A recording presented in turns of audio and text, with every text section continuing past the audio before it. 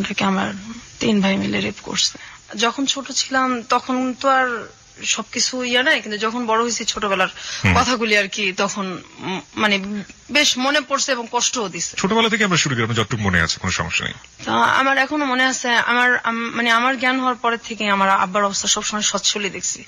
সচ্ছল মানে কি? সচ্ছল মানে আমাদের টাকা পয়সার কখনো কোনো অভাব ছিল না, নিজেদের বাড়িও ছিল, এখনো আছে, মানে দারিদ্রতা দেখি নাই কখনো। ঢাকা শহরে বাড়ি? হ্যাঁ, আমাদের 4টা বাড়ি ছিল। ঢাকা শহরে 4টা বাড়ি ছিল, এখন একটা আছে। আমার আব্বার আবার ওই যে মানে বিক্রি করার একটা ছিল আর কি। এই বাড়িগুলো উনি কি পৈতৃক সম্পত্তি হিসেবে পেয়েছিলেন নাকি নিজে থেকে করেছিলেন? নিজে এগুলি করছেন। আচ্ছা, নিজে পরিশ্রম দ্বারাই করছেন আর কি। ওই জায়গা জমির ব্যবসা করতো কয়েক বন্ধু মিলে, তারপর সেটা আবার চড়া দামে বিক্রি করতো না। প্রথমে অল্প দামে কিনতো, পরে আবার চড়া দামে বিক্রি করতো, এইভাবেই আর কি। আচ্ছা। তারপর আমরা 5 ভাই 3 বোন, আমি হচ্ছি 7 নাম্বার, আমার ছোট একটা বোন আছে। আমরা 2 বোন মানে স্কুলে পড়ি একসাথে। তো আমার বোনটা তখন থেকেই আমরা পিঠাপিঠি, 1 বছরের ছোট বড়, কিন্তু আমার বোনটাকে দেখলে এটা মনে হতো না। আমার বোনটাকে আর কি বেশ বড় মনে হতো। তো ওকে বড় মনে হওয়ার পেছনে কারণটা কি? মানে ও মানে মোটা হয়ে গেছিল অনেক ছোটবেলাতে। শরীরে কোনো সমস্যা ছিল? কিন্তু অন্য কোনো সমস্যা? ওর হরমোনের সমস্যা ছিল, এটা তার তখন আমরা বুঝতাম না। আর আমার ফ্যামিলি কখনো ডাক্তারও দেখায় নাই, কিন্তু ওর সাথে আমার মানে বোঝা যেত না যে আমরা দুইজন এত মানে কাছাকাছি যে বয়স, মনে হতো অনেক ছোট বড় আর কি। ওকে বড় মনে হতো, আপনাকে ছোট মনে হতো? ওকে অনেক বড় মনে হতো। তারপর আমরা স্কুলে যাইতাম, আমার বাবা টাকার অভাব নাই, কিন্তু আমাদের কখনো ব্যাগই কিনা দেয় নাই। আমরা ব্যাগ ছাড়া বই নিতাম হাতে করে। আপনাদেরকে বই মানে কিনে দিত না? বই মানে স্কুলে তো পড়ি, প্রাইমারি স্কুলে, কিন্তু ব্যাগ যে নিব, বইটা যে নিব, ব্যাগ, সেই ব্যাগ আমাদের কিনা দেয় নাই। আমরা হাতে করে ব্যাগ নিতাম। কারণ আপনার সব সন্তানের প্রতি কি একই রকম আচরণ করতো নাকি? না, আমার ভাইদেরকে অন্যভাবে দেখতাম। আমার ভাইরা তো তখন অনেক বড়, কিন্তু এটা মানে শুরু এই যে বুঝি যে আর কি। আর একসাথে খাওয়াইতে গেলে সবসময় আব্বা মা ছেলেদেরকে পাশে রেখে বসায় খাওয়াইতো। আমরা বসলে আমাদের 2 বোনকে উঠাই দিত। কেন? আপনারা কখনো জিজ্ঞেস করতেন না যে কেন? হ্যাঁ, জিজ্ঞেস করতাম। কি বলতো? কোনো কিছু বলতো না, যে হিংসা করো কেন আমার ছেলেদের সাথে, এটা বলতো মাঝে মাঝে। তারপরে দেখতাম আমরা। আপনার ভাইরা কোনো প্রতিবাদ করতো না যে না বসে থাকো? কখনোই না, এটা তো মানে বাবা মার মতোই ওনারা। তারপর মানুষ টিফিন নিত, আমরা সেই সকালবেলা 2টা বোন যাইতাম। আমাদের আর্থিক অবস্থা ভালো হতো যে আমাদের টিফিন দেওয়া হতো না। আমার ছোট বোনটা ক্লাসরুমে কাঁদতো, আর স্কুলের মাঠে একটা আম গাছ ছিল, খিদে লাগতো খুব। তো আমি গিয়ে সেই মাঠের মধ্যে বসে বসে কাঁদতাম। সবাই খাইতেছে, আমরা 2 বোন খাইতে পারতেছি না, অথচ আমরা কখনো অভাব দেখি নাই।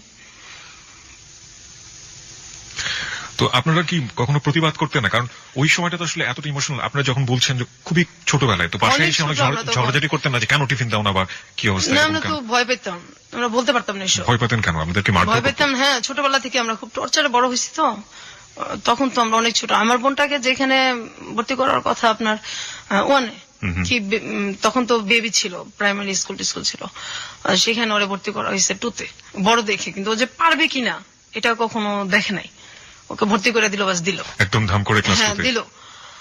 তারপর আমরা একসাথে যাইতাম আসতাম। এই যে বৃষ্টি হইতো, তবুও আমাদের কোনো ব্যাগ ছিল না, আমরা 2 বোন ফ্রকের নিচে করে বই আনতাম। আমাদের বই ভিজা যেত, আমরা সে বইটা গ্যাসের চুলায় বসে বসে 2 বোন শুকাইতাম। আমাদের ওই বই ছিল কি হইলো এটা দেখার মতো কেউ ছিল না। আমার বড় বোন ছিল, সেও কখনো আমাদের কেয়ার করে নাই। আর যদি গরিব মানুষদের সাথে খেলতাম, যারা আমাদের চাইতে একটু ছিল, তখনও মার খেতাম, অনেক মার খেতাম। আমাদের সবার সাথে। আপনাদের ভাইদের ক্ষেত্রে কি একই রকম কিছু? হ্যাঁ, আমার ভাইরাই মারতো, আর ভাইদেরকে ওইভাবে দেখতো না। আপনার ভাইয়ের সাথে আপনার বয়সের ডিফারেন্সটা সেই সময় কতটুকু ছিল বা এখনো? আমার একটা ভাই আছে, সেটা হলো আমার বোধহয় 3 বছরের বড়, আর এরপর তো সবই বড়, অনেক বড়। কত বছরের ডিফারেন্স? যেমন আমি যদি মনে করেন আমি 1-এ পড়ি, তখন তারা 7-এ 6-এ পড়ে, এরকম। আচ্ছা, আমরা আরো সামনের দিকে, গল্পের সামনের দিকে যাই। তো যখন এই মারধর গুলো করতো, আপনারা বাবা কিংবা মাকে নিশ্চয়ই বলতেন? ওনাদের সামনেই মারতো, সামনে তো একসাথেই তো সামনেই মারতো, কখনো কিছু বলতো না। মারার জন্য কোনো কারণ না, না, এই যে খেলতেছি গরিবদের সাথে মারতেছে, বা এই সারাক্ষণ তো মানে এটা করো ওইটা করো। আমাদের 2 সেকেন্ডের জন্য 2টা বোনরা আমাদের মানে বসতে দিত না, সারাক্ষণ এটা করো। আর সুযোগ পেলেই আমার ঘাট টিপে দাও, পা টিপে দাও, হাত টিপে দাও, এগুলি চলতো। ভাই বলতো যে আমার ভাই ঘাটতি পেত? বলতো, হ্যাঁ। আচ্ছা, এটা কি স্পেসিফিকলি কোনো ভাই বলতো নাকি সবাই এরকম? বিশেষ করে ওই একজনই বলতো আর কি বেশি, তারপর সবাই ভাবেই ডাকতো আর কি। এটা একটা উসিলা ছিল, আর একজন সারাক্ষণই এটা করতো। তারপর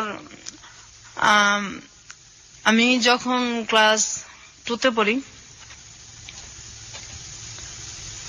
আমি খেলতে যাইতাম, কিন্তু আমার বোনটা যাইতো না। ওর উপরটা যে তখন মানে কি গেছে, ও তো আমার চাইতে একটু ছোট। আমি 3-তে উঠছি, 2-তে না, 3-তে উঠছি। তা আমার বোনটাকে আমি কখনো খেলতে নিতে পারতাম না। আমি কেন নিতে পারতেন না? আমি মানে ও যাইতো না, আর খুব কথা কম বলতো, অনেক কথা কম বলতো। এমনি চুপচাপ, কিন্তু হঠাৎ করে খুব চুপচাপ হয়ে গেছে। আমরা 2টা বোন একসাথে শুই, একসাথে বড় হয়েছি আমরা, কিন্তু ওই সময়টা আমার মনে পড়ে এখনো যে ওরে আমি বাইরে হঠাৎ করে নিতে পারতাম না। আপনার ভাই বোনকে একই সাথে খেলাধুলা করেছেন কখনো? না না, আমি আর আমার এই ছোট বোনটা একসাথেই থাকতাম, একসাথেই খেলতাম। আমরা দুজন তো পিঠাপিঠি। তারপর আমি খেলতে যাইতাম, আমার বোনটা দূরে থেকে দেখতো, কিন্তু ও যাইতো না, ওরে আমি নিতে পারতাম না। জিজ্ঞাসা করলে কিছু বলতো না। পরে এক সময় আমি বুঝতে পারি আমার বোনটাকে আমার 3 ভাই মিলে রেপ করছে। ওকে, আপনি এটা বুঝলেন, আপনি মানে কখন কিভাবে আপনি এটা বুঝলেন, এবং কত বছর বয়স তখন আপনার? আমি তখন ক্লাস 3-তে পড়ি, 4-এ পড়ি। তখন তো কোনো মেয়ের একটা রেপ সম্পর্কে আইডিয়া থাকা উচিত না, বা জানেই না ব্যাপারটা। আপনি তো পরবর্তীতে বড় হয়ে এটা জিনিসটাকে বড় মূল্যায়ন হয়ে তো করেছেন, জিনিসটা আমি জানতাম, কিন্তু আপনি তখন কি দেখলেন আসলে? আমার বোন চুপচাপ হয়ে গেছে, আর শুধু বলতো যে আমার ওই জায়গাটা ব্যথা করে। এটাও আমার শরীরের একটা, আচ্ছা ঠিক আছে, আমার এই জায়গাটা ব্যথা করে। তো আমি তো এই জিনিসটা বুঝতাম না, তো বড় হওয়ার পরে বুঝতে পারছি। তো আপনি তাকে জিজ্ঞেস করেছিলেন যে কে এই কাজটা করেছে? হ্যাঁ, ও এটা আমাকে বলছে। আপনি তখন কি করলেন এটা জানার পর? এটা জানার পর আমি আমার বড় বোনকে বলছি। বড় বোন কি বলল? বিশ্বাস করা নাই, কোনো পাত্তা দেয় নাই কেউ ফ্যামিলিতে। এবং পরবর্তীতে এগুলির শিকার আমিও হয়েছি। এইভাবে আমার বোনটা যখন ওর 10 বছর, এর মধ্যে ও বেশ কয়েকবার রেপের শিকার হয়েছে আমার ভাইদের। এটা ও কি করতো এই ধরনের ঘটনা ঘটার পরে?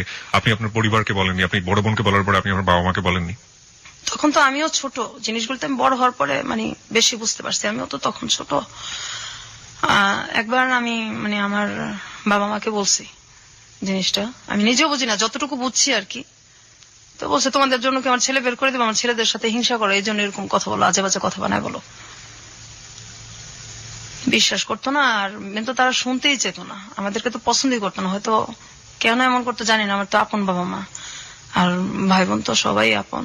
ওই সময় আমাদের পাশে কেউই ছিল না। আমরা 2 বোন একসাথে বড় হয়েছি, অনেক কষ্ট করে বড় হয়েছি, পাশে কেউ ছিল না। তারপর আমার বোনটা এরকম হইতে হইতে কথা বন্ধ করে দিল আস্তে আস্তে। একদমই যখন কথা বন্ধ করে দিত তখন বন্ধই থাকতো কথা। কতদিন বন্ধ থাকতো? 2 মাস 3 মাস বন্ধ থাকতো কথা। অনেক মারলেও কথা বলতো না, কারোর সাথে কথা বলতো না, কারোর সাথে কথা বলতো না। আবার যখন বলতো তখন হয়তো কিছুদিন বলতো, এরপর আবার বন্ধ। তারপর ও হঠাৎ করে বিছনায় প্রস্রাব করতো। এটা ওর একদম আগে ছিল না, তারপর হঠাৎ করে এটা হয়েছে। ওর এই যে মানে ডাক্তার দেখানো দরকার সেটা কেউ দেখাইতেছে না। তারপর ও চিল্লাচিল্লি করতো, খুব কষ্টে চিল্লাইতো, এগুলি বলতো। সেটার ওকে সাপোর্ট দেওয়ার মতো তো কেউ ছিল না, আর আমিও ছোট। তারপর ওই যে ভিজা কাঁথা এগুলির ওইভাবে উল্টায় রাখতো, আবার ওইটার মধ্যে এসে শুতো। এত শীত। আপনার মা কি করতেন? আমার মা কখনো আমাদের কেয়ার করে নাই। আমরা যদি কষ্ট পাই বলতাম, আমার মা একটাই কথা, আমার ছেলেদের সাথে হিংসা করো, তোমাদেরকে কি ভালোবাসি না, ভালোবাসা কি বড় করতেছি না? এরা কি ভালোবাসা? আপনি তো 2 নজরে দেখতেছেন, আমাদেরকে এত কষ্ট দেন, আমরা কোথায় যাবো? আমাদের তো কেউ নাই। আপনি আমার ভাইদেরকে একভাবে দেখেন, আমাদের 2টা বোনকে একভাবে দেখেন। কিন্তু আমার বড় বোনকে ওনারা এইভাবে বড় করে নাই, আমার বড় বোনকে ওনারা অনেক ভালোবাসা বড় করছে। আমাদের 2 বোনের বেলায় এরকম হয়েছে। তারপর আমার বোনটা যখন ক্লাস 5-এ পড়ে, 5-এ পড়ার পরে একদমই বিছানায়, প্যারালাইজ না, কিন্তু বিছানার মধ্যে গোসলও করতে পারে না, হাঁটতেও পারে না, নিজে হাতে খাইতেও পারে না। এখনো ওকে আমার বড় ভাবি খাওয়াই দেয়, গোসল করায় দেয়। আর তখন আমার বড় ভাবিটা তখন এরকম ছিল না, পরে আস্তে আস্তে মানে আমার মায়ের চেয়ে তো বেশি ভালোবাসে। আমরা মেন ট্রিটমেন্টে যায়নি যে সময়টা এরকম হলো? না, আপনার পরিবার ট্রিটমেন্টে যায়নি? না, কখনোই না। কোন ধরনের ট্রিটমেন্ট করে না, কখনোই করে নাই। তো ও তো অসুস্থ হয়ে পড়লো 93 সালে। This track was downloaded from FusionBD.com. 93 সালে একদমই বিছানায় পড়ে গেল। তখন ওর বয়স কত? তখন ওর মনে হয় কত হবে, 93 ও ক্লাস 5-এ পড়ে। আচ্ছা, বয়সটা ওটাই কি ওর শেষ পড়া ছিল? পরের পড়াশোনা করতে না, হয়? এরপর তো একদম বিছনায়। আচ্ছা, একদম নিজে খাইতে পারে না, নিজে গোসল করতে পারে না, বিছানা থেকে ওরে ধইরা উঠাইতে হয়। কিন্তু ওর ভিতরে তো এই কষ্টগুলির কারণে ও আর কি এরকম হয়ে গেছে। তার মধ্যে ওর প্রচন্ড মোটা হয়ে গেছে। তো একবার ডাক্তার দেখানো হয়েছে, ডাক্তার বলছে ওর মানে ওর শরীরে হরমোন অনেক বেশি। আর যেটা হলো যে ওর খুব মাথা ব্যথা করতো। ওর যখন মানে কান্নাকাটি করতো তখন আমার বাবা মার কাছে আসতো না, কিন্তু আমাদের পাশের পাশের সব মানুষ চলে আসতো। এত রাত্রে এইভাবে কে কাঁদে, পাশের পাশের অনেক লোকজন চলে আসতো, কিন্তু আমার বাবা মা পাশের রুমে থাকতো, ওনারা কোনোদিন আসতো না, আইসা কখনো পাশে বসতো না। কোন সময়ই আমাদেরকে মানে অসুখ হইলে আমার বাবা মা কখনোই কাছে আসেনি, কিন্তু আমার ভাইদের যদি অসুখ হইতো তারা পাশে যাইতো, ফল নিয়ে বসে বসে খাওয়াইতো। তারপর আমার বোনটা যখন একদম পড়ে যায় অসুস্থ অবস্থায়, তখন আমার এই ভাবি ওরে এই শুরু করে টানা আর কি। আমার ভাবিটা এমন দিন গেছে যে আমার মানে দুধ জাল দিচ্ছে, ছেলেদেরকে খাওয়াইতো, আমার মা বাবা খাইতো, কিন্তু আমাদের দুই বোনকে কখনোই দিত না। এই দুধ যে মানে খাওয়াটা, আমাদের বাসায় সবসময় দুধ রাখতো, আমার ভাবি আমাদেরকে খাওয়াই মেন। আমরা ভাবির কাছ থেকে এটা শিখি। আর মায়ের ভালোবাসাটা আমার বড় ভাবি দিছে আমাদেরকে। পরবর্তীতে আমার সেজ ভাবি আসছে, উনিও এখন আমাদের আদর করে। কিন্তু আমার বোনটা এখন অসুস্থ। আমার বাবা আমার বোনটার কখন এই চিকিৎসার কথা বললে খুব রাগারাগি করে। একবার কিভাবে যেন অনেক ঝগড়ার পর আমার বোনটাকে ডাক্তার দেখানো হয়েছে। তো ওই যে ডাক্তার উনি বললো যে হরমোন বেশি, এটা ট্রিটমেন্ট আমি করব। আর ওর সিটি স্ক্যান করা হয়েছে, ওর মাথায় কোনো সমস্যা নাই, ওর মেন হলো তোমার মানসিক ডাক্তার দেখাতে হবে। এটা দেখাইলে তারপর ধীরে ধীরে যদি ঠিক হয়, এর মধ্যে এছাড়া ওর কোনো আর ইয়া নাই। তো চিকিৎসাটা মনে হয় 2-3 বছর চলছে। তারপর আমার এক ভাই বলছে না, ও কি পাগল নাকি, ওর মানসিক ডাক্তার দেখানো লাগবে। তারপর এই কথা বলার পর ওর চিকিৎসা বন্ধ হয়ে গেছে। আমার আব্বা ওকে আর কোনোদিন ডাক্তার দেখা নাই।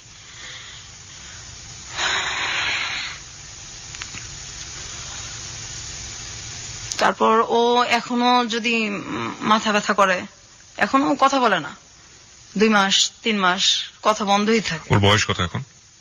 এখন ওর বয়স তো আমার 2 বছরের ছোট, ওর 28-27 এরকম চলে। ঈদ আসলে নতুন কাপড় ওরে দেওয়া যায় না, পড়ে না? না। ও কি করে? ও মানুষের সাথে কথা মানে মানুষকে দেখলে ও কি করে? খুব ভয় পায়। আত্মীয় স্বজন বাড়িতে আসলে ও বাথরুমে গিয়ে লুকায় থাকে ঘন্টার পর ঘন্টা। বের আপনি বলছিলেন যে আপনি ফার্স্ট টাইম জানলেন যখন আপনি ক্লাস 4-এ পড়েন, তখন সে তার ভাইতে তার রেপ। এবং এটা কি ওই একবারই ছিল নাকি পরবর্তীতে? না, ওকে অনেকবারই করা হয়েছে রেপটা। আমরা এই গল্পে ফিরবো, তবে তার আগে একটা বিরতি আছে। বিরতির পর শ্রোতা যারা শুনছেন তাদের উদ্দেশ্যে আমরা বলতে চাই, আমরা ফিরে আসছি আজকের হ্যালো 8920 গল্পতে। এবং সবকিছু আসলে জীবনের গল্প, জীবনে সবকিছুই সম্ভব, এবং যা হয়েছে আজকে তা আসলে অসম্ভবের চেয়ে অসম্ভব। এই অসম্ভব গল্প আপনাকে শেষ পর্যন্ত আমরা বলতে চাই, এবং বলার পর এটা আসলে একটা মেসেজ। আমাদের পরিবারে নারীরা কিভাবে নির্যাতিত হন নিজের মানুষের দ্বারা, নিজের একেবারে রক্তের সম্পর্কের মানুষের দ্বারা, সেখানেও যে আসলে নারীরা অনেক সময় নিরাপদ না, সেটাই আমরা আজকের গল্পে তুলে ধরার চেষ্টা করছি। আমরা ফিরবো বিরতির পর, আশা করছি আমাদের সঙ্গেই থাকবেন। আরেকবার নাম্বারটি মনে করে দিতে চাই, 91156689115668। এটা হচ্ছে আমাদের নাম্বার, এখানে ফোন করতে পারেন আপনি। ফোন করার পর আপনি আপনার নাম এবং সেল নাম্বারটি বলবেন, তারপর আপনার যা বলার আছে আপনি বলবেন। এছাড়া ফেসবুকে আমাদের একটি পেজ রয়েছে, সেখানেও আপনি যোগ দিতে পারেন, আপনার অভিমত জানাতে পারেন। ফেসবুক পেজটি হচ্ছে facebook.com/hello8920। হ্যালো বানানে ডাব্লিউ নেই।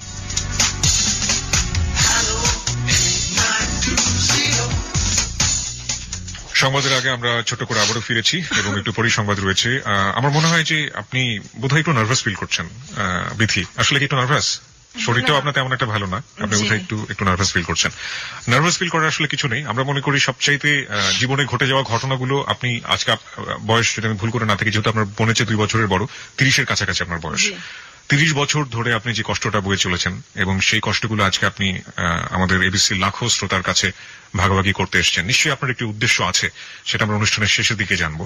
এবং এই যে এত কষ্ট করে বুকের মধ্যে লালন করে চলেছেন, এবং এমন কষ্ট যেটা আসলে কার কাছে কি আপনি আপিল করবেন, কার বিরুদ্ধে আপনি আপিল করবেন? আপনার অনুভূতিগুলো কি ঠিক এরকম না যে ভাইয়েদের কাছ থেকে আপনি আপনার বোনের কথা বলছিলেন, আপনার নিজের ক্ষেত্রেও কি এরকম ঘটেছে? অবশ্যই। একই বয়সে আপনার ক্ষেত্রে এরকম ঘটেছে? হ্যাঁ, আমার একই বয়স হয়েছে, আবার আমার পরেও হয়েছে, কিন্তু পরে ওর হয় নাই আর কি। তো আমি যখন 2তে পড়ি, তখন আমার ভাই একটা আমাকে ডাক দিয়ে বলতেছে যে এই ঘরে আসো, ওই এক গ্লাস পানি দিয়ে যাও। তো ছোটবেলা থেকে খুব ভয় পাইতাম। কোন ভাই আপনার? এটা আমার সেজো ভাই। একজনই? একজন আর কি। তো ডাক দিতেছে, তো আমি গেছি পানি নিতে। তারপর এটা তো আসলে তখন বুঝি নাই, বড় হয়ে বুঝতে পারছি। তখন ক্লাস 2তে পড়েন? 2তে পড়ি। তারপর আমি পানি দিতে যাওয়ার পর আমার ভাই আর কি দরজা আটকায় দেয়, জানলা আটকায় দেয়, আমার মুখ চেপা ধরে, এবং তার দ্বারা আমি রেপ হই আর কি। তো এটা আমি বাসায় জানাইছি, ওই সেম কথাই। কোনো ব্যবস্থা নেওয়া হতো না বাবা না, মার কাছ থেকে? এটা ছেলেদেরকে জিজ্ঞাসা করা হতো না, ওটা আমাদেরই ধমকানো হতো। আপনার ভাইয়ের বয়স তখন কত ছিল? আমার ভাইটা একদম যদি কমও হয় 7-8 তো পড়ে। আচ্ছা, 7-6। মানসিকভাবে অসুস্থ ছিল কি আপনার না, ভাই? কখনোই না, ওরকম কোনো সিমটমই তাদের নাই। এমনি পাড়ার লোকজন, আপনারা যে পাড়ায় বসবাস করতেন, তারা আপনার ভাইদেরকে কিভাবে চিনতো, মানে কেমন মানুষ হিসেবে চিনতো? আসলে আমাদেরকে তো বাহিরে কম যাইতে দিত, খেলতেও কম দিত। আপনাদের দুই বোনকেই? হ্যাঁ, খেলতেও কম দিত, বাইরে যাইতে দিত কম। তারপর আমি যখন এরকম হওয়ার পরে আমি কিছুদিন স্কুল যেতে পারি নাই। তো আমি খুব কান্নাকাটি করতেছি, মানে আমি কি বলবো, কাকে বলবো। তা আমি বাসাতে বলছি, এই কথা শুনছি, স্কুল যাইতে পারি নাই। এই যে যাই নাই, এর জন্য অনেক মারধর করা হয়েছে আমার। আমি স্কুল কেন যাই নাই, আমাদের যদি একটু খারাপ লাগতো আমরা স্কুল বন্ধ দিতে পারতাম না। তারপর আমার বোন যদি পড়তে না চাইতো, যে একদিন খারাপ লাগতেছে, পড়তে পারতেছে না, ওরে মানে ফ্ল্যাটের ওই মাথা থেকে একদম এই মাথা পর্যন্ত আমাদের মানে পড়ার ঘরটা চুলের টাইনা টাইনা তারপর হেঁচড়ে নিয়ে আসা হয়েছে। কে করতো এটা? এটা আমার মেজবাই করতো, এটা আমাদের স্যারের সামনেই করতো। আচ্ছা, আমরা গল্পের বাকিগুলো শুনতে চাই সংবাদের পর। রাত 12টার সংবাদের পর আমরা আসলে এই গল্পের শাখা প্রশাখা সবগুলোই জানার চেষ্টা করবো। আশা করছি আমাদের সঙ্গেই থাকবেন, সংবাদ পর্যন্ত অপেক্ষা করুন, তারপরে গল্পের মূল জায়গাগুলোতে আমরা যাব। হ্যালো 8920, আপনি শুনছেন এবিসি রেডিও FM 90.2। আশা করছি সাথেই থাকবেন।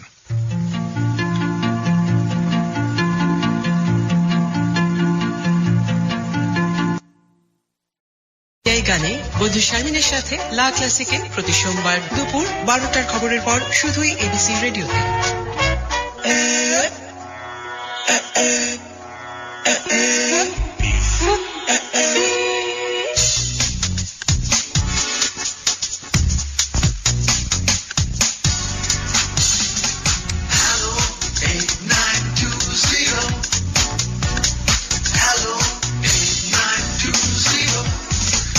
আরো একবার স্বাগত হ্যালো 8920-তে। সংবাদের পর আমরা ফিরে এসেছি আমাদের অতিথি নিয়ে। আজকে আমাদের সঙ্গে আছেন বিথি। তার ছদ্মনাম বলবো আমরা আসলে গল্পের প্রয়োজনে ব্যবহার করছি, তিনি তার নিজের নামটাকে গোপন করেছেন। এবং আমরা আরো একবার বলে নিতে চাই, আজকের এই গল্পটি একটি বাস্তব গল্প, জীবনে ঘটে যাওয়া গল্প। এবং আমরা মনে করি যে কোনো সমস্যাই সেটা সমস্যাই থেকে যায় যদি সেটা গোপন রাখা হয়। এবং আসলে আমি বিথিকে শেষের দিকে জানতে চাইবো যে আসলে 30 বছর ধরে যে দুঃখটা আপনি গোপন করে রেখেছেন, সেটা আপনি কেন আজকে আমাদের সাথে শেয়ার করতে আসলেন? এবং শেয়ার করলে যেটা সমাধান হয়ে যাবে ঠিক তা না, তারপরেও তিনি আমাদের কাছে এসেছেন, কারণ আমরা বিশ্বাস করি হ্যালো 8920 হচ্ছে মন খুলে কথা বলার প্ল্যাটফর্ম। জীবনের যে কোনো গল্প সেখানে বলা যেতে পারে। বিথি, আমরা সংবাদের বিরতিতে যাওয়ার আগে আপনার কাছ থেকে জানছিলাম যে কিভাবে আপনারা ফ্যামিলিতে অ্যাবিউজ হয়েছেন এবং আপনার ভাইরা যেটা করেছে এবং আপনার বাবা মা সেখানে কোনো ধরনের কোনো ভূমিকাই নেয়নি। আপনি আপনার বোনের কথা বলছিলেন, আপনার বোন। তা আমার বোন তো এই যে এরকম হলো, তারপর আমার বাবা মা তো কোনো কেয়ারই নাই, অসুস্থ হয়ে পড়লো। কিছুদিন ওর চিকিৎসা চলার পর আমার ভাইটা যখন বললো, তখন তো চিকিৎসা বন্ধ হয়ে গেছে। বন্ধ হয়ে যাওয়ার পরে তো মানে আমিও এটা নিয়ে অনেক ঝগড়া করছি, আমার ভাবিরা করছে। এবং আমার যে বড় ভাইটার পরে যে মানে আমার যে সেজো ভাইটা, ওই ভাবিটার দেশের বাড়ি হচ্ছে চাঁদপুর, ওনার 2টা বাচ্চা আছে। ওনার হাজবেন্ড আমাদের সাথে সেম কাজটাই করছে। আমার ওই ভাইটা তখন 9-এ পড়ে, ও তখন বড়। আর হাজবেন্ড মানে হচ্ছে আপনার ভাইয়ের বাইরেও? না, আমার মানে বড় ভাইয়ের পরে যে ভাইটা বিয়ে করছে আর কি, একটা গ্যাপ মাঝখানে ভাই, তারপরে যে ভাইটা বিয়ে করছে ওই ভাবিটা ভালো। ওই ভাবিটার হাজবেন্ড যেরকম করছে সেই ভাবিটাও জানে। আচ্ছা আচ্ছা। উনি আমাদেরকে বেশ সাপোর্টও দিছে। উনি ওনার হাজবেন্ডকে কখনো জিজ্ঞেস করেছেন আপনার জানা মতে যে তুমি এই ধরনের কাজ কেন করেছো? না, এটা বলতে সাহস পায় না, খুব ভয় পায় ভাবি। ওনারা কি মারধর করেন বউদেরকে? না, ওরকম তো কখনো দেখি নাই। আর এমনি খুব ভালোবাসে, ভাবির সাথে কখনো খুব একটা লাগালাগি হয় না, বাচ্চাদের নিয়েই হয় আর কি। আচ্ছা। মাঝে মাঝে ওর নিজের বাচ্চার সাথে, 2টা ছেলে যে আছে, ওই আমাদের সাথে যেরকম মানে টর্চারটা করতো, যে হাসি খুশি থাকাটা বোধহয় দেখতেই পারে না। কি ধরনের টর্চার করতো? গায়ে হাত তো তুলতো, এছাড়া কি ধরনের হ্যাঁ, টর্চার করতো? তো আমার ধরেন আমি ওই যে স্কুলে যাব ছোটবেলা, আমি আমার বোনের ইয়েটা আগে শেষ করি। জি। আমার বোনটা তো অসুস্থ হয়ে গেল, তারপর চিকিৎসা বন্ধ, ওর মাথা ব্যথার জন্য আশেপাশের মানুষ চলে আসতো, বাবা মা তো কখনোই আসতোই না। আর আমার ভাইরা ওর চিকিৎসা বন্ধ, যে ও কি পাগল নাকি, ওর তুমি মানসিক ডাক্তার দেখাবা, আর মোটা হয়ে গেছে, ডাক্তার বলছে হরমোনের ট্রিটমেন্ট করলে এটা ঠিক হয়ে যাবে, না হয় এটা ওর অনেক সমস্যা হবে। আমার বাবা বলছে এগুলি কোনো কিছু নাই, মোটার জন্যই সমস্যা সব। এবং আমার ভাইরাও এটাই কথা। আর আমাদের সংসারটা তাই হয় যে আমার ভাইরা বলে আর কি, আমাদের কোনো ভ্যালু নাই, আমরা 2 বোন কোনো ব্যাপারে কোনো মন্তব্য দিতে পারি না, আর আমাদের যেভাবে চালাবে ওইভাবেই। আমার বাবা টাকা নাই, কিন্তু আমার 2 বোনের যে কাপড় চোপড় গায়ের, এটা কখনো মানে দিত না, কাপড়েও আমাদের খুব কষ্ট দিত। আর আমাদের কোথাও যে চিড়াখানা বা বাচ্চাদের যে ঘোরার যে জায়গাগুলি, ঈদ আসতো বা এমনিতে, আমাদের কোথাও কেউ নিয়ে যায় নাই কোনোদিন, আমার আব্বাও না। আমরা এগুলি ছোটবেলা দেখি নাই চোখে, কখনোই না, ঢাকা থেকে এগুলি আমরা কখনোই দেখি নাই।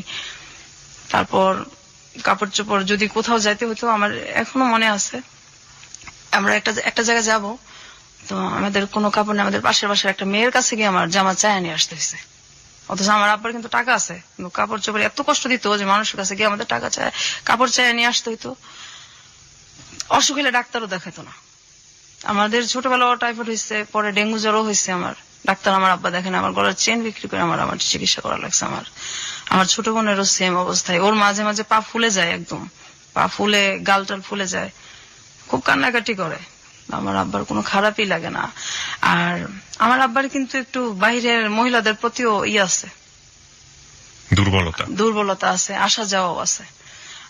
আমরা যখন খুব ছোট, আমার মা আর আব্বা দুজনেই কিন্তু মানে মরিদ হয়েছিল, আমাদের বাসায় গান হইতো, পীরের মরিদ গান বাজনা হইতো, আমরা ওটা পছন্দ করতাম না। তখন খুব আমার মা মানে কোনো কিছু নিয়ে যদি রিয়াক্ট করতাম, খুব গালাগালি করতো, আব্বাও সেম, আর ভাইরা তো আছেই। আমাদের বাসায় অনেক লোকজন আসা যাওয়া করতো, এটা আমরা কখনোই পছন্দ করতাম না।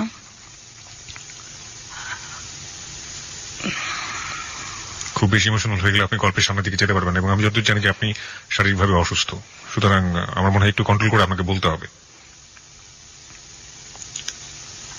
আমি আর আমার ছোট বোন, আমার বোনটা যখন 6-এ পড়ার বয়স, ও তো 5-এ পড়া আর যাইতে পারলো না, একদম অফ। এর মাঝে তো আমি আগেই বলছি যে আমিও রেপ হয়েছি।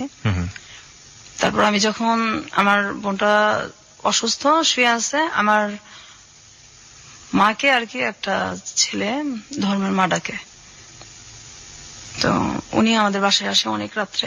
আমাদের বাড়িটা ছিল অর্ধেক দোতলা অর্ধেক একতলা। আমি আর আমার বোনটা যে রুমে শুইতাম, তার পাশে আমার আব্বা আম্মার রুম ছিল, তারপরে ছিল বাথরুমটা।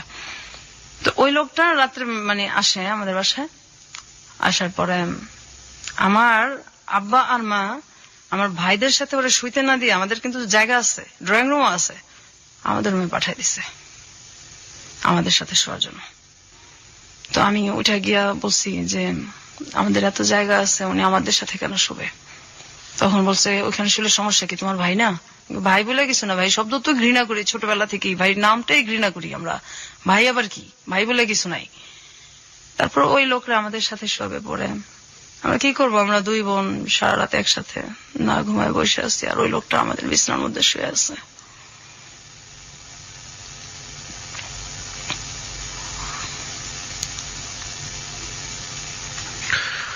ওকে, আমরা আর সামনের দিকে যাই। তারপর আমি কিবরিয়া ভাই যখন মানে ঘুমায় থাকতাম, আমরা 2 বোন মানে এখনো দিনের বেলা ঘুমাই না, কখনো দিনে ঘুমাই না, ওই পায়ের শব্দ মনে হয় যে এখনো কানে বাজে।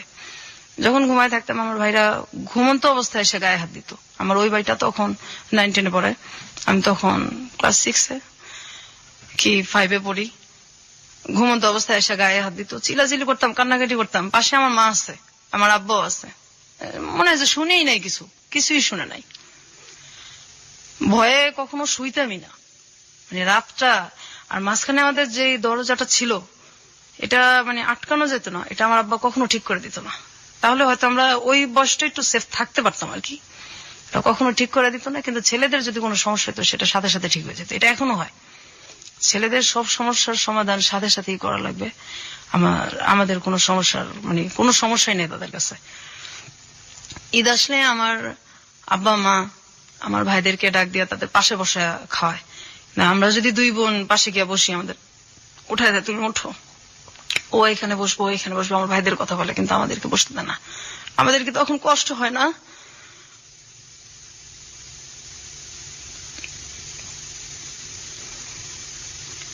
আমি সবসময় বলতাম যে আমরা কি মানে আপনাদের সন্তান না? আর আমরা দুই বোন খুব মানে তখন থেকেই কল্পনা প্রবণ হয়ে পড়ি যে কত মানুষ যায় রাস্তা দিয়া, যদি ওই লোকটা এসে বলতো যে আমি তোমাদের বাবা, তোমাদের রাস্তায় ফালাই গেছি, তো তোমরা হারাই গেছিলা, ওরা তোমাদের পাইছে। আমরা সবসময় এই জিনিসটা ভাবতাম, যদি কেউ এরকম আসতো।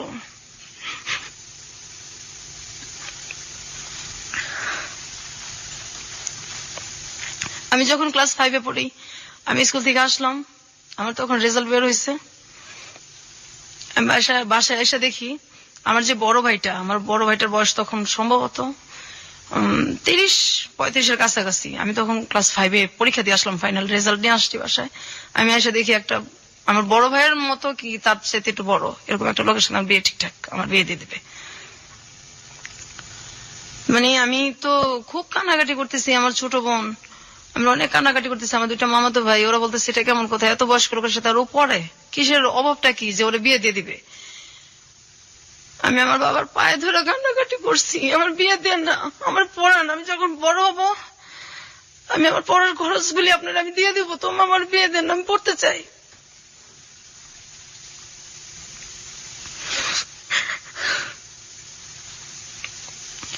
আমার ছোট বোনরা বলতো আমার তো চিকিৎসা করেন না, ওরে পড়ান, ওরে দেখেন। আমার ভাবিরও বলতো, আমার বড় ভাবিটাও বলতো। আমার আব্বা মা কারো কথা শুনতো না। তারপর ওই বিয়েটা আমার মামাতো ভাই, আমি, আমার ছোট বোন, আমরা মিলা এটারে মানে ওই লোকটাকে বাড়ি থেকে তাড়াই আর কি, অনেক অপমান করে যতটুকু ওই বয়সে কুলাইছে। আর এই জন্য আমার যে ভাইটা বেশি টর্চার আমাদেরকে করছে, ওই ভাইটা আমাদেরকে অনেক মারছে ওদিন রাত্রে। আমরা আমি স্কুলেও 4-5 দিন যাইতে পারি নাই, আমার এত জ্বর আসছে। কেন আমি এটা কেন করলাম? বিয়ে দিলে দিবে, আমি এটা বলার কে?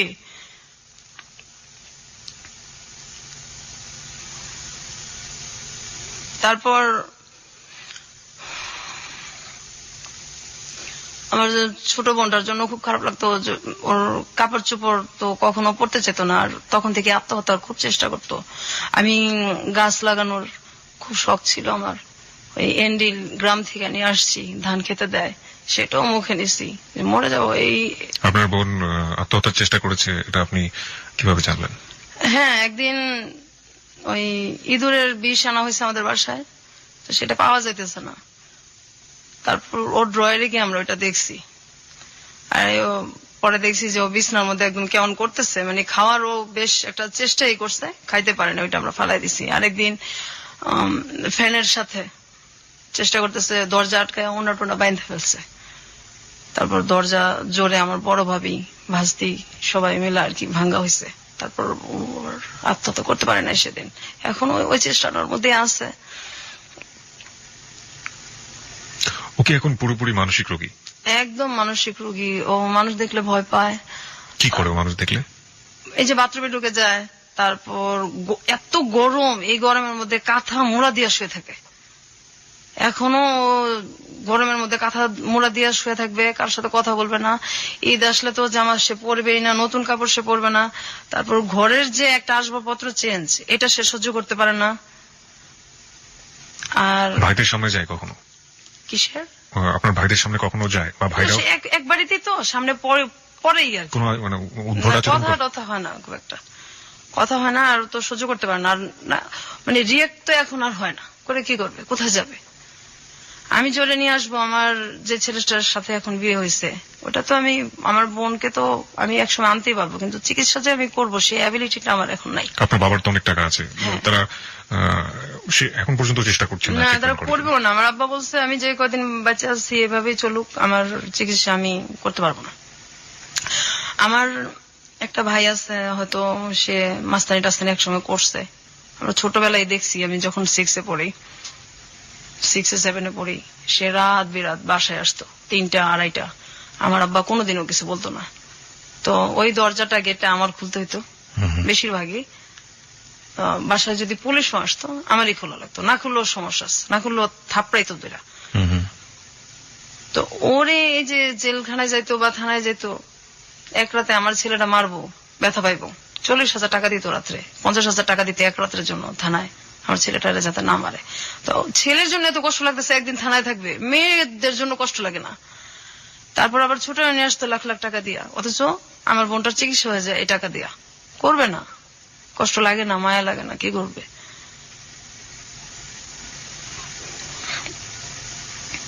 আমার মাও এরকমই ছিল, মা বাবা দুইজনই ছেলেদের প্রতি দুর্বল। আপনি সর্বশেষ এই দুর্ঘটনার শিকার হয়েছেন কত বছর হ্যাঁ, আমি বয়সে? তখন ক্লাস 8-এ পড়ি। ক্লাস 8 পর্যন্ত আপনাকে এই দুর্ঘটনা সহ্য করতে হয়েছে। আপনার মা তখন বেঁচে ছিলেন? হ্যাঁ, আমার মা মারা গেছে যে 4 বছর হয়েছে। ক্লাস 8-এ যখন আপনার লাস্ট এই ঘটনাটা ঘটলো, আপনি আপনার মাকে বলেছিলেন? হ্যাঁ, বলছি। মা কি বলেছিল? তুমি মিথ্যা কথা বলো, সারা জীবন আমার এই ছেলে নামে এসব বদনাম করো, ওকে বেশি ভালোবাসি, সহ্য করতে পারো না, এগুলো কি বলো? তারপর আমার আব্বার ওইখানে গেছে, আমি তো কাঁদতেছি। তারপর গেছে, যাওয়ার পরে একটু পরে দেখি আমার আব্বাও খুব চিল্লাচিল্লি করতেছে। কি আমি কি 2 মেয়ের জন্য কি এসব কথা কয়? আমার 2 মেয়ের জন্য কি আমি আমার ছেলেদেরকে বাসা থেকে বাইর করে দিব নাকি? আপনার বাড়ির আশেপাশের লোকজন জানতো না এই ধরনের ঘটনাগুলো ঘটে? না। আপনার কখনো মনে হয়নি আপনি পুলিশে যাবেন, পুলিশে গিয়ে বলবেন? হ্যাঁ, এরকম মনে হইতো, কিন্তু যখন মনে হইতো যে বললাম ঠিক আছে ধরে নিল, বের হয়ে আমাকে যখন কিছু করবে, তখন আমি কোথায় যাব? আমার তো যাওয়ার জায়গা নাই, আমি যাব কোথায়? আমার বাবা মাই তো আমার নাই, তো আমি এখানে কোথায় যাব? কোনো জায়গায় তো নাই যাওয়ার। তারা মাঝে মাঝে বলতাম আমাদেরকে মাইরা ফেলেন বিষ খাওয়া। ধরেন আমি রেডি হইতেছি স্কুলে যাব, ওই সময় আমার ভাইটাকে বলতেছে, ম্যাক্সিমামই কি করতো আমাদেরকে, যেগুলো আমরা ছবিতে দেখি, ওই আমার হাত টিপা দাও, পাও টিপা দাও, মাথাটা টিপা দাও। তো যাইতাম না। আমার মাই বলতো, এই ডাকতেছে যাস না কে, বড় ভাইটাকে যাস না কে? যাইতাম না। তখন রাগারাগ করতাম, কিন্তু লাভ হইতো না, মারি খেতাম, অনেক ভয়ে চলে যেতাম। তারপরে একদিন এরকম হয়েছে, স্কুলে যাব, ওই সময় আমার ভাই, আমি ড্রেস পরা আর মাত্র 8 ঘন্টা আছে আমার স্কুলের সময়, তখন ডাক দিয়া বলতেছে হাত পাত। তো আমি হাত পাইতে দাঁড়াই আছি। তারপর আমার ভাই কমলা খাইতেছে আর খুশাগুলি আমার হাতে দিতেছে। আমি তো দাঁড়াই দিয়েছি যে দেরি হইলে ওদিকে ম্যাডামের মার খাবো স্কুলে, আর কিছু বলতেও পারতেছি না। এটা আমার মা তখন পাশেই, আমার ভাইয়ের পাশেই আমার মা খাটে বসে আছে। আমি বলতেছি আমি কি স্কুলে যাবো না? আমার হাতের মধ্যে আপনি কমলার খোসা রাখতেছেন, আমি স্কুলে যাবো, আমার স্কুলের সময় যাইতেছে গা। ঠাস ঠাস করে আমার গালের মধ্যে জোর দিছে, এই বড় ভাইয়ের উপরে কথা কস, তোর দাঁড়ায় থাকতে বলছি, তুই দাঁড়ায় থাকবি, এত কথা কস কি লিগা? ম্যাডাম কি করবো না করবো। তারপর সেদিন রাত্রে আমার মা মাজারে গেছে, আমার বড় ভাবি তাদের রুমে শুইতো দোতলায়, আর নিচে আমরা শুইতাম। ওদিন আমার ভাইটা আমাকে ঘুমন্ত অবস্থায় ধর্ষণ করে, আর কি রেপ করে। তো এটা পরের দিন জানানো হয়েছে, ওই একই অবস্থা, কোনো রিয়াকশন নাই। কোথায় যাব? আমাদের তো কোনো যাওয়ার জায়গা নাই, সহ্য করেই থাকতে হয়েছে, বাঁচতে হয়েছে। আপনার বোনের ক্ষেত্রে এই ধরনের ঘটনা, আপনার ক্ষেত্রে সর্বশেষ ঘটেছে ক্লাস 8 অবস্থায়, আপনার বোনের ক্ষেত্রেও কি না, আমার বোন যখন ওই যে 5-4 পর্যন্ত, তারপর তো একদম বিছনায় পড়ে গেল। এরপর আমরা একটু বড় হইলাম, একসাথে থাকি। আমার বড় ভাবিটাও তখন একটু ইয়ে হয়েছে। আমরা আবার এরকম হয়েছে যে আমরা তো নিচতলা আর দোতলা এরকম ছিল, স্কুল থেকে আসছি কাপড় চেঞ্জ করব, তো কাপড় চেঞ্জ করতেছি, হঠাৎ দেখি যে ঘরের পিছনে কে দাঁড়ায় আছে। তো প্রথম ভাবছি হয়তো মানুষ, কিন্তু আমাদের তো এটা তো পুরো বাউন্ডারি দেওয়া, অন্য মানুষ আসবে কোথেকে। তো হঠাৎ করে তার মানুষ ঘরের পিছনে তাকায় না, পরে খেয়াল করে দেখি হ্যাঁ আমার ভাই। এরকম অবস্থা, তো কাপড় চেঞ্জ করাটাও সমস্যা হয়েছে। আইসা স্কুল থেকে সব জানলা আটকায়, দরজা আটকায়, তারপর কাপড় চেঞ্জ করতে হইতো, অথবা বাথরুমে গিয়ে চেঞ্জ করে হইতো। আর ভয়ে তো দিনে কখনোই শুইতাম না, দিনে শুলেও সমস্যা আছে। এই ধরেন বৃষ্টি হইতেছে অনেক একদিন, তখন আমি ক্লাস 7-এ পড়ি। তো বৃষ্টিতে ভিজে আসছি, আইসা খুব ক্লান্ত, ভয়ে কখনো শুই না। ওদিন কিভাবে জানি একটু মানে ঘুমায় গেছি। হঠাৎ করে ঘুমের মধ্যে দেখি যে আমার ভাই মানে সবসময় ঘুমের মধ্যে গায়ে হাত দিত আমাদের। তো হঠাৎ করে আমার ভাই গায়ে হাত দিছে। আমি তো মানে ঘুমের মধ্যে চিল্লাইতেছি, সহ্য কত করব, কোথায় যাব, চিল্লাচিল্লি করতেছি। আমার মা দৌড়াইয়া রান্না করতে আসছে। কি হয়েছে বললাম, দেখেন এইভাবে বাচ্চা যায়, এগুলি কি আমাদের মাইরে ফেলেন, না হয় আমাদেরকে কিছু একটা করেন, এভাবে কিভাবে থাকবো। তো আমার আম্মা যে তরকারি নাড়ানাড়ি করে খুঁড়ছে, ওইটা নিয়ে আসছে আমাকে মারার জন্য। আমার ভাইটিকে তো কিচ্ছু বলেই নাই, উল্টা আমাকে আসছে মারতে।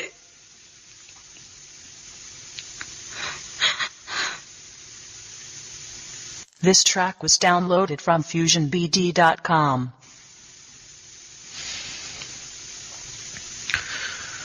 আচ্ছা, আপনার পড়াশোনা কতদূর পর্যন্ত হয়েছে? আমি ইন্টার্ন পরীক্ষা দিয়েছি, এক সাবজেক্ট খারাপ করছি, পড়ার দেওয়া হয় নাই। আমি এ পর্যন্ত তো গেল, তারপর 9-এ উঠলাম। 9-এ ওঠার পরে আমার ওই সময় থেকে আমার আব্বা পড়ার খুব কষ্ট দিত। বই দিত না, বই দিলে খাতা দিত না। তারপর অনেকদিন ঘুরাইতো, ম্যাডাম স্যারদেরও মার খেতাম, হইতো না। আর স্যার আমি যখন ক্লাস 6-এ উঠছি তখন পর্যন্ত আমার স্যার, এরপর আর আমাদের স্যার রাখে নাই। যখন আমি 8-এ 9-এ উঠলে তো আর নিজে থেকে পড়া যায় না, অঙ্ক ইংলিশ এগুলি তো লাগেই।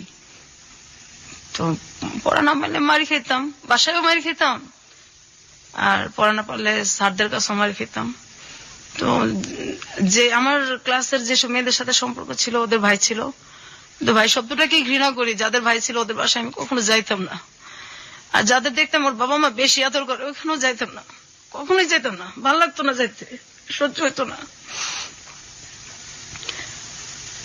তারপর আমার তো স্যার নাই, আমি সবসময় মারি খেতাম। আমি ক্লাস 9-এ আমার অঙ্ক খারাপ হয়েছে, ওই মেয়েদের কাছ থেকে দেখে দেখে ভেবে পরীক্ষা দিছি। অঙ্ক যখন খারাপ হয়েছে তখন আমি বাসায় আসছি, যে ম্যাডাম বলছে গার্জিয়ানদের সিগনেচার নিলে উঠাই দিবে, আমার অন্য সাবজেক্ট গুলি খুব ভালো, তা আমাকে উঠাবে না। গার্জিয়ান সিগনেচার না করলে ম্যাডামও তো উঠাই দিবে না দরখাস্ত। ম্যাডাম বলছে তুমি দরখাস্ত দাও, উঠাই দেবো। তো 5-6 দিন হয়ে গেছে। তারপর ম্যাডাম আমাকে বলতেছে যে সবাই ইয়ে হয়ে গেছে, ভর্তি হয়ে যেতেছে, তো তোমার তো সব মার্ক ভালো, শুধু এটার জন্য তুমি আনলো না তোমার গার্জিয়ানের সিগনেচার দিয়া দরখাস্তটা। পরে বলছি ম্যাডাম আমাকে তো আমার বাসা থেকে বলা হয়েছে যে আমাকে মানে ওঠাবে না, আমাকে এই ক্লাসে রাখবে। তখন ম্যাডাম বলছে কেন, তোমার সবগুলি ভালো, আমি যেখানে ক্লাস টিচার হয়ে বলতেছি সেখানে তোমার গার্জিয়ান কি, তো দাও আমি সিগনেচার হয়ে তোমার গার্জিয়ান হয়ে আমি তোমাকে উঠাই দেবো। তারপর ম্যাডাম, আমি তো আর বুঝতে পারি না, আমি খুব খুশি হই আর কি ম্যাডামের সিগনেচার দিয়া। তারপর আমাকে উঠাই দেওয়া হয়। তো আমি পরের দিন এসে আমার আব্বাকে বলি আর কি যে আমার নতুন বইটি লাগবে, আমার উঠাই দিছে ম্যাডাম। এই কথাটা শোনার পর আমার যে বেটা বেশি টর্চার করছে আমাদের, ও এসে ঠাস ঠাস করে আমার গালের মধ্যে চড় দিছে, এত পণ্ডিত কেন, আমি উঠাবো না। ম্যাডাম তোরে বলবো কেন, আর ম্যাডাম বললে তুই উঠাবে কেন, তুই কস নাই আমার কথা? হ্যাঁ বলছি তো, আমি উঠবো না কেন, আমার তো সবগুলিতে রেজাল্ট ভালো। আমাকে কিবরিয়া ভাই এত মারছে, আমি মনে 10-12 দিন আমার জ্বর ছিল। আমার আব্বা কিচ্ছু বলে নাই, মাও কিছু বলে নাই, আর বলার তার কেউ নাই। তারপর তো স্কুলে গেছি আসছি, তো ওই এক সাবজেক্ট আমার সবসময় খারাপ হইতো। আমি যখন পরীক্ষা দিব তখন 99 সাল, আমার সাথে সবাই পরীক্ষা দিতেছে, আমাকে দেওয়া হবে না পরীক্ষা, যে এটার পরীক্ষা দেওয়া না, এটা 1 বছর ঠিকই রাখবো, এটা পরীক্ষা দেওয়া না।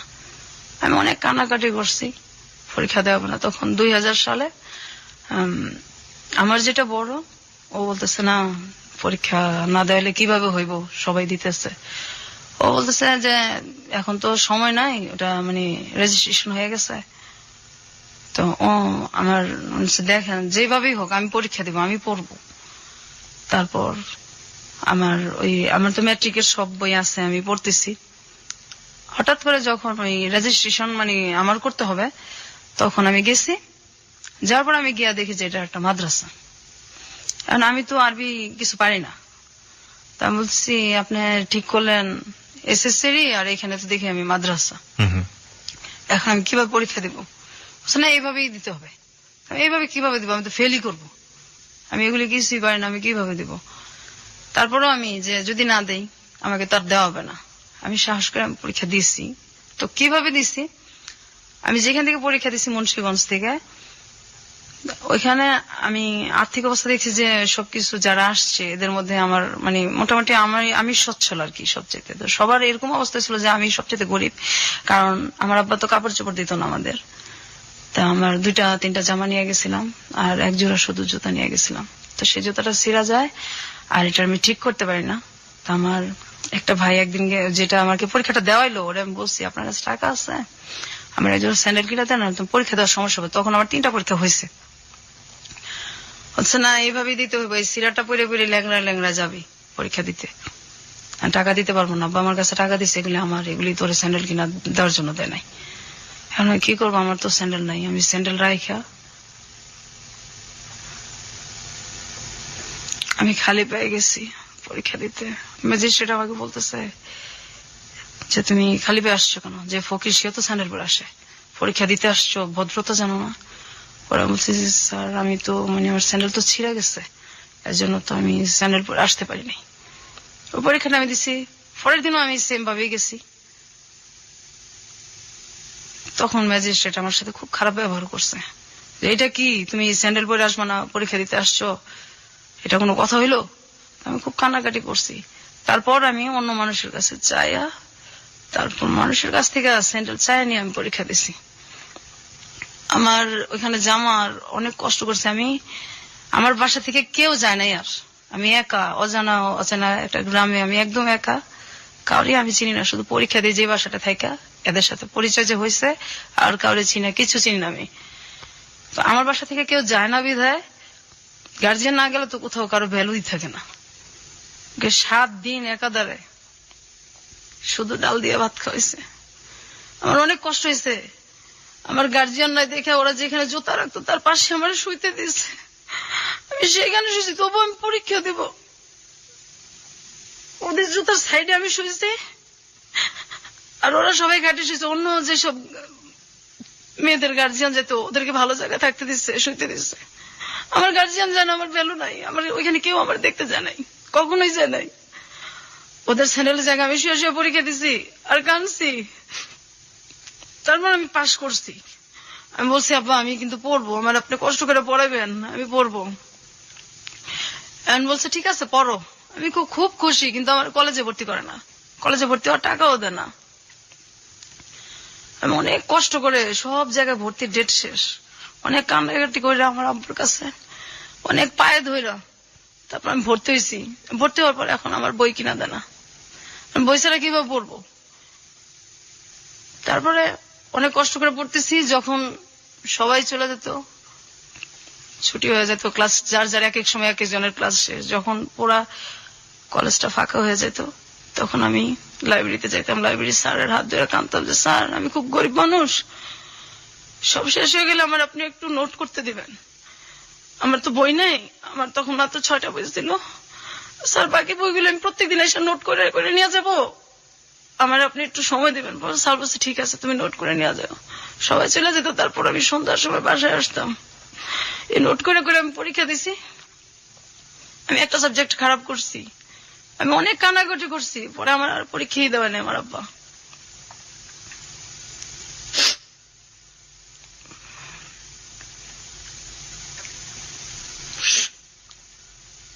পৃথিবীতে সবচেয়ে মধুর সম্পর্কগুলো হচ্ছে প্রথমত রক্তের সম্পর্ক, কারণ বাবা ভাই মা এই সম্পর্কগুলো আসলে এই সম্পর্কই, এই সম্পর্কের ক্ষেত্রে কোনো কিছু চিন্তা করে না। কিন্তু আজকে যে ঘটনাটা আমরা শুনছি,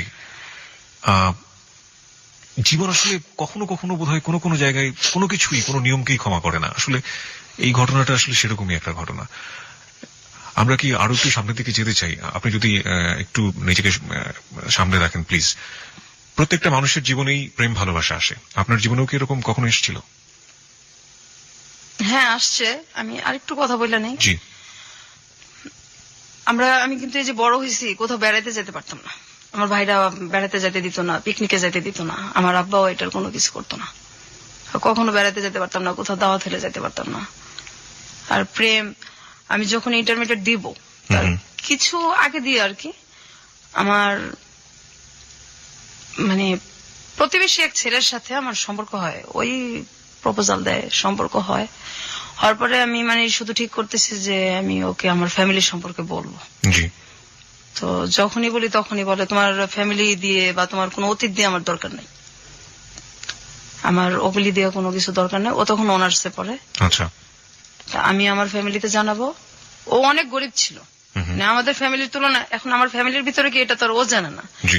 বাহির থেকে তো মানে বড় লোকই। ও সবসময় বলতো যে আমি তোমার সাথে কোর্ট ম্যারেজ করবো, তোমার ফ্যামিলিতে বললে তো আমাকে বিয়ে দিবে না। পরে আমি বলছি না, আমি রাজি করাবো, তো আমার কিছু কথা আছে, এটা তুমি শোনো, তারপর ভালো লাগলে সম্পর্ক আগায়।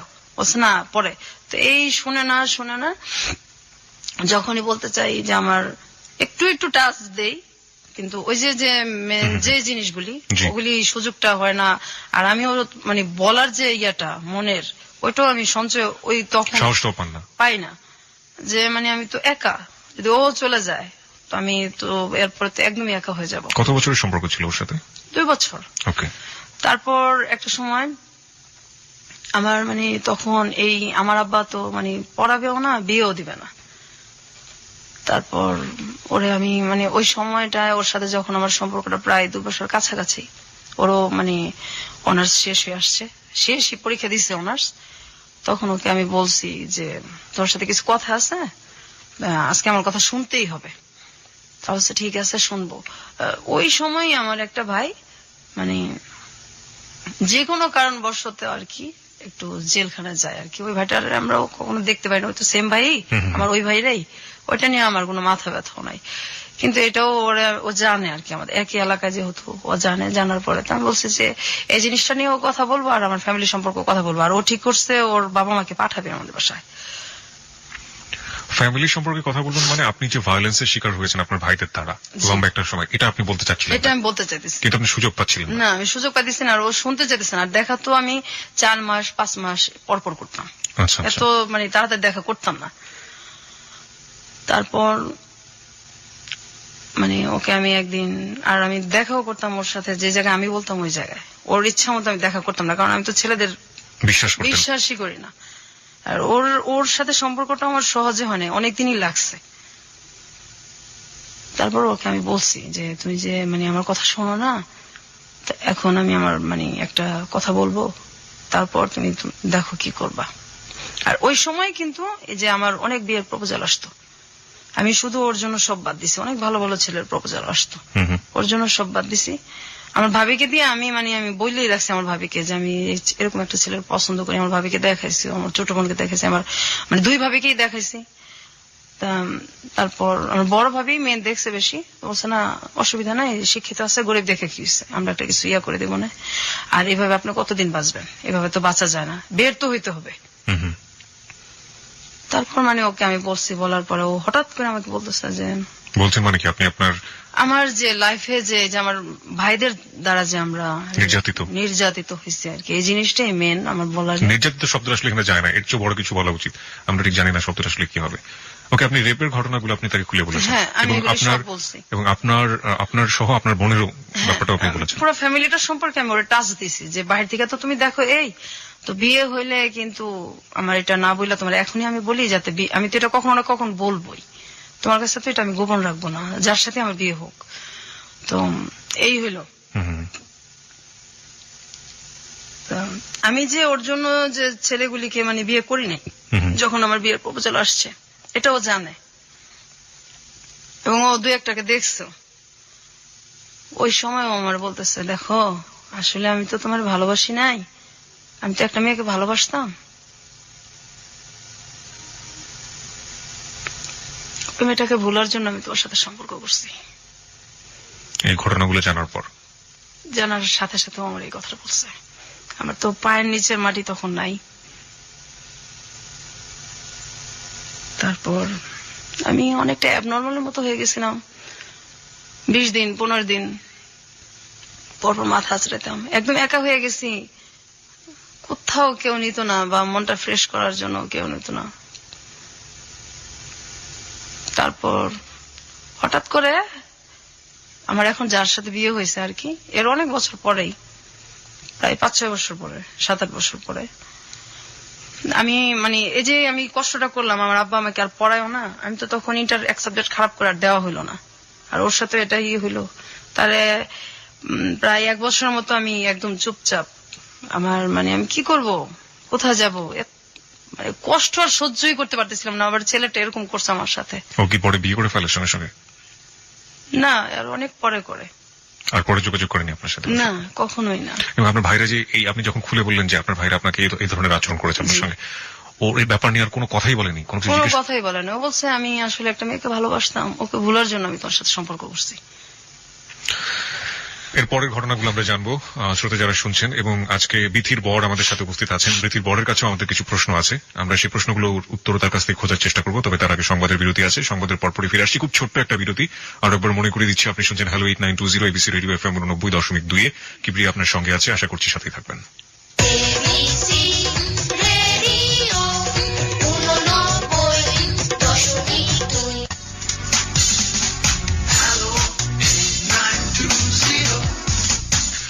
হ্যালো 8920 তে আরো একবার স্বাগত। 1:04 হচ্ছে সময়, কিবরিয়া আপনার সঙ্গে আছে, আর আপনি শুনছেন আপনার প্রিয় স্টেশন এবিসি রেডিও FM 90.2।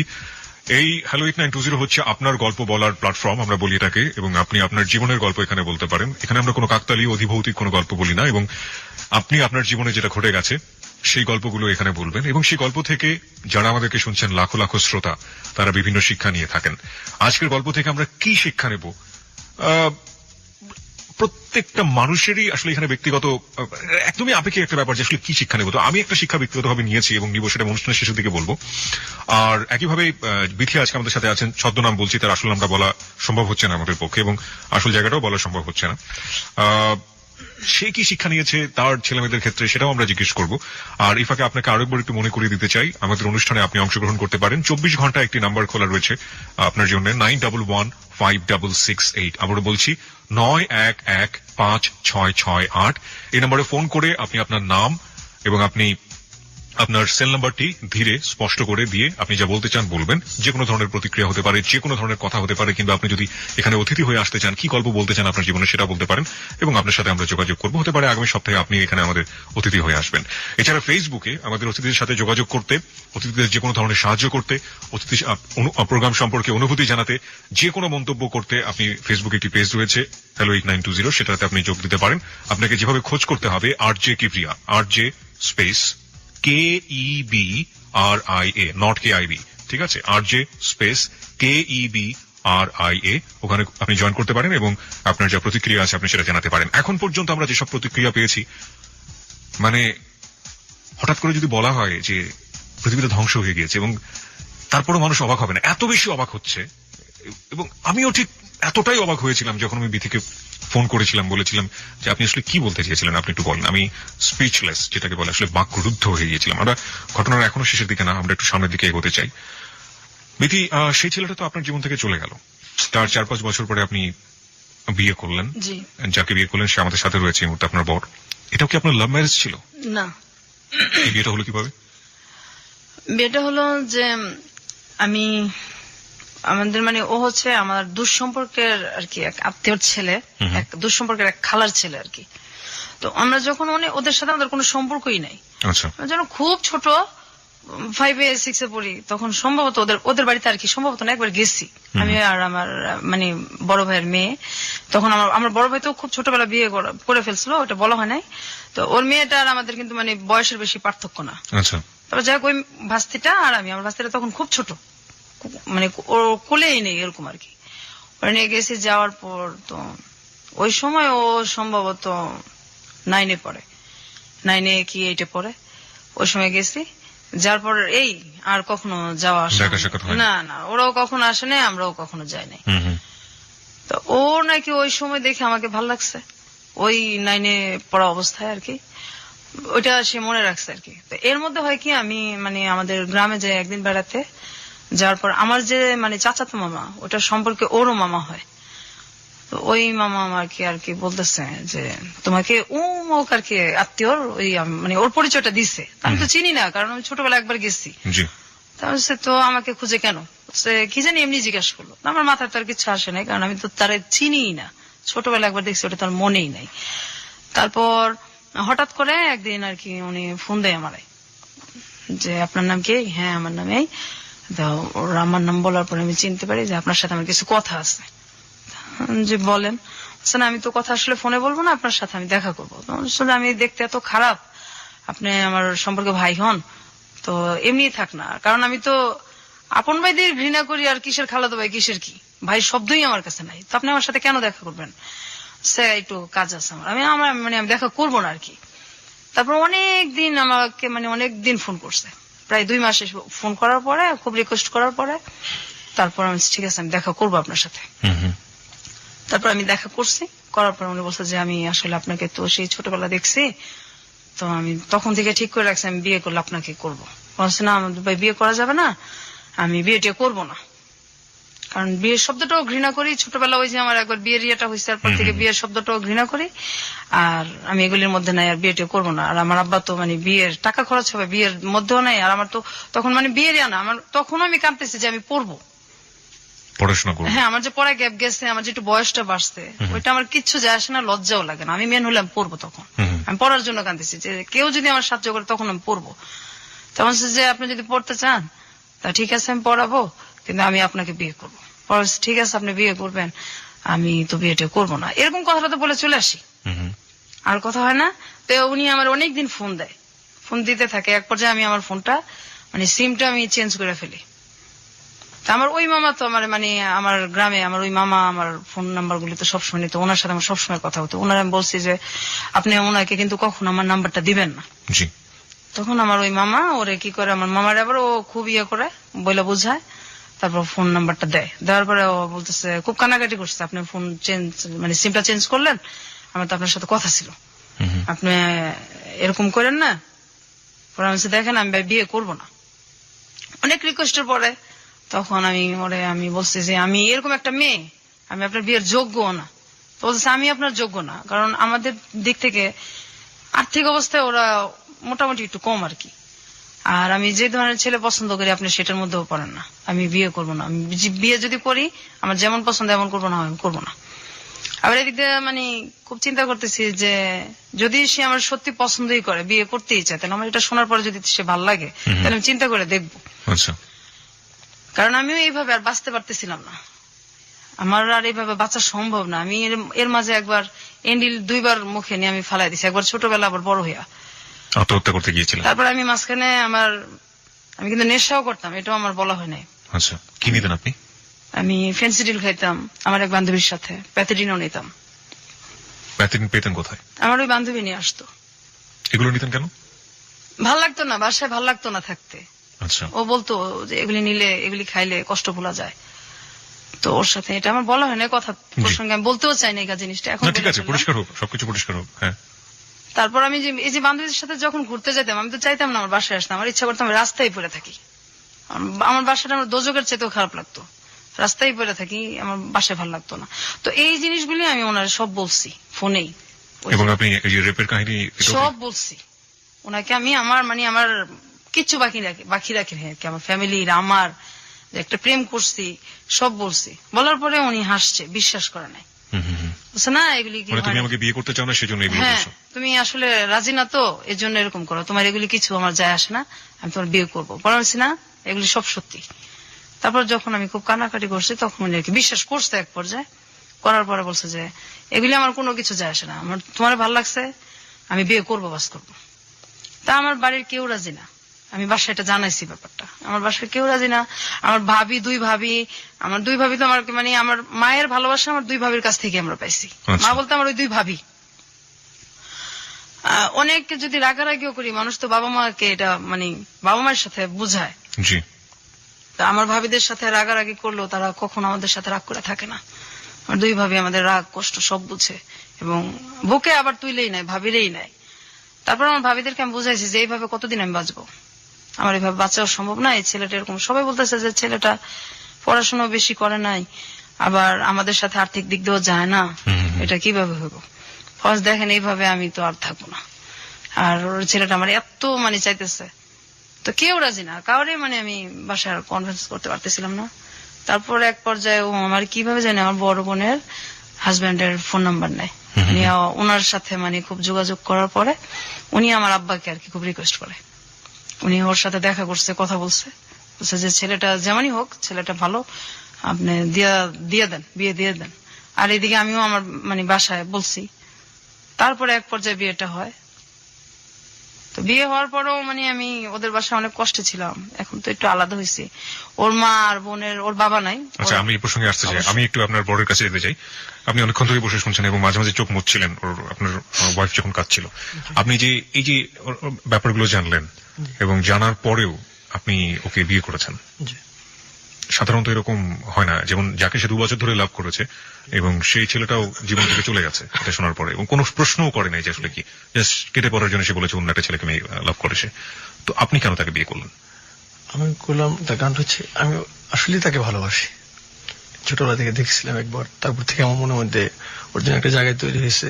তো যে কথাগুলো ও আপনাকে বলছে, আপনি যখন মানে প্রথম যখন কথাগুলো আমাকে বলছে, আমি তো বিশ্বাস করতে পারিনি। এটা বিশ্বাস করার কথা না, জি, কারণ বাবা মা এরকম হয় বা বাইরে এরকম করতে পারে, এটা তো ভাবাই যায় না। আমি প্রথমে শুনে তো প্রথমে এটা আমি ওইভাবে নেই না, আমি প্রথম বুঝতে পারছি যে ও আমাকে পছন্দ করে না, বিয়ে করতে চাচ্ছে না, এই জন্য হয়তো আমাকে মিথ্যা কথা বলতেছে।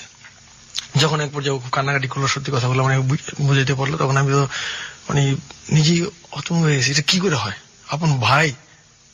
তো আমি পরে বললাম যে দেখো ভাই, ওইটা একটা অ্যাক্সিডেন্ট বা একটা দুঃস্বপ্ন মনে করতে পারো তুমি, ওইটা নিয়ে আমার কোনো মাথা ব্যথা নেই, কারণ এখানে তোমার কোনো দোষ ছিল না, তুমি পরিস্থিতির শিকার।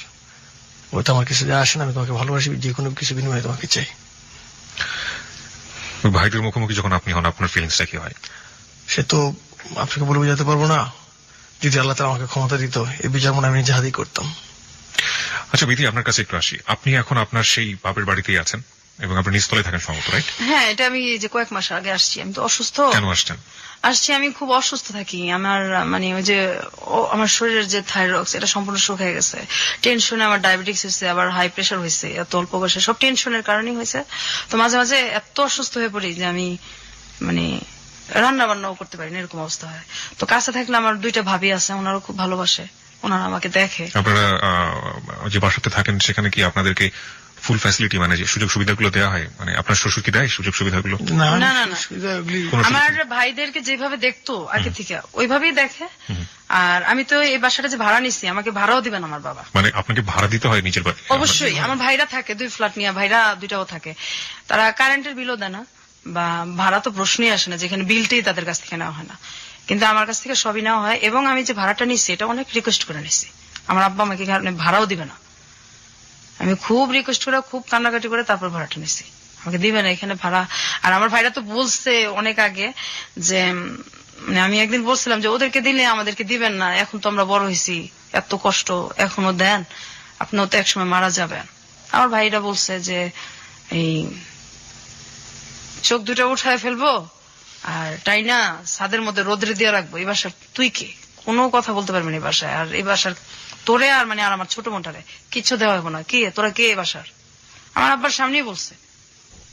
আরে আমার আব্বার সামনে এটা তো নতুন কিছু না, আগে থেকে তো এর চেয়ে অনেক কিছুই হয়েছে। আপনি এখন আগের চেয়ে অনেক স্বাবলম্বী বলতে পারি, কারণ আপনার হাজবেন্ড আছে যে সবকিছু জানে, আপনাকে লাভ করে, আপনার হাজবেন্ড রোজগার করে, তার রোজগারের পয়সাতে আপনাদের সংসার চলে, সুতরাং আপনি আপনার বাবার উপর ডিপেন্ডেন্ট না। এখন যদি আপনাকে বলা হয় যে আপনি আইনের দ্বারস্থ হন এবং আইনের দ্বারস্থ হয়ে আপনার যে অধিকার সেটা আপনি আদায় করে নেন, আপনি সেটা করবেন? না, আমি করতে পারবো না, কারণ তাহলে আমার যে ভাইরা এই সমস্ত কাজগুলি করছে তারা মোটামুটি ভালো ফর্মে আছে, তো আমার হাজবেন্ডকে হয় মেরে ফেলবে, না হয় আমাকে মেরে ফেলবে, আমি থাকতে পারবো না, বাঁচতেও পারবো না। এবং আমি যে এখানে আসছি এটা যদি জানাজানি হয় তাহলে যে আমার কি হবে আমি চিন্তাই করতে পারি না। এই রিস্কটা আপনি কেন নিলেন? আপনি কেন এত বড় জানার পরেও আপনি কেন রেডিওতে এসে লাখ লাখ মানুষের সামনে আপনি আপনার জীবনের কাহিনী বললেন? আমি মেন আসছি আমার ছোট বোনটার জন্য, যে আসলে একসাথে বড় হয়েছি, ওর কথাগুলি রেজিস্টার না আনলে আমারটাও চলে আসে, এই কারণে হয়তো আমার গুলিও বলা হয়ে গেছে। আমার ছোট বোনটার জন্য আসছি, আমার ছোট বোনটার জন্য আমি অনেক জায়গায় গেছি, ওর চিকিৎসাটা হোক। ও যে মানুষ এটা তো ভুলেই গেছে, ও যে মানুষ, ওর যে বাঁচার অধিকার আছে, ও তো মানুষ। তো ওর জন্য মানে যদি কেউ ওর চিকিৎসার জন্য সাহায্য করে বা ওর যে কষ্টটা, আমার যে কষ্টটা, এটা মানুষ জানুক। আর আপনি যেভাবে মানুষের ধৈর্য সহকারে যে কথাগুলি শুনেন, আমি তো আমার হাজবেন্ড ছাড়া কাউকে এগুলি বলতে পারি নাই, আর আমার ভাবিরা ছাড়া। তো আপনার কথা শুনে আমার খুব ভালো লাগছে। আমি চিন্তাও করি নাই যে আমি মানে কেন যাব, কি করব, আমার ভালো লাগছে, আমি চলে আসছি। কিন্তু যখন আমি জানিছি যে আমি আসবো, তখন আমি চিন্তা করছি যে দিলাম, আমি কথা বলতে পারবো, আর বলার পর আমার কি হবে, এই চিন্তাটা আমি পরে করছি। তো এখন আমি আমার মেন আমার বোনটার জন্য আসছি। আর আমার মানে মানুষ তো সবাই প্রেমের কথা বলে, যে পরিবারে যে কি মানুষ যে কি কষ্ট নিয়ে বাইচে আছি, আমরা এখনো বাঁচতেছি। আমি এখনো কিবরিয়া ভাই ঘুমাইতে পারি না, এত বড় হয়েছি। দিনের বেলা আমার হাজবেন্ডকে জিজ্ঞাসা করেন, আপনি কখনো ঘুমাই না, রাত্রেও আমি 4টা পর্যন্ত প্রত্যেকদিন সজাগ থাকি, 4টা 3:30। আমার মানে কোন শব্দ পড়লেই মনে হয় আমার ভাই বোধহয় আসলো, এই বোধহয় আমার গায়ে হাত দিল।